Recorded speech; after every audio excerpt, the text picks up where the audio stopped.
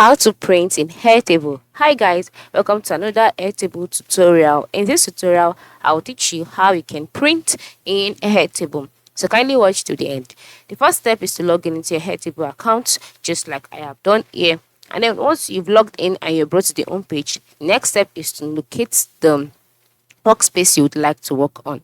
So to locate the workspace, you can just move to the left side of the screen. Under the home option, you can see workspaces, right? So to create a new workspace, you can just click on this plus icon, or to expand workspaces, you can click on this arrow.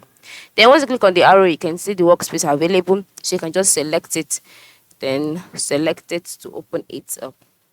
Now, once you've opened up the workspace, this is how the workspace looks like. Now, on this page, you can see by the left side of the screen, you can see some options like grid view copy. That is for a duplicate copy that I made. Then you can see the different things that you can create on this particular workspace. You can create grid, you can create calendar, gallery, form, etc. So once you're on this page and then you want to, maybe you're done editing all of this workspace and then you want to print it out, the next step is to move to the top part of the screen, all right, where you can see table 1 and then click on it. And then once you've clicked on it, you can see some options like import data, rename table. This is for you to rename the table that you've just made, all right.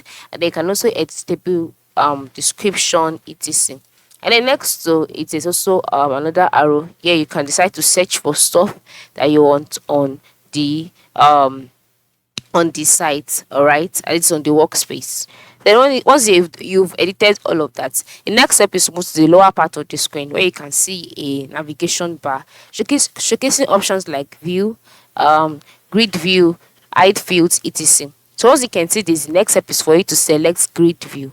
After selecting grid view, a box to be displayed. In this box, you can see other options like collaborative view, assign, etc. You can see print view. So just click on it that way.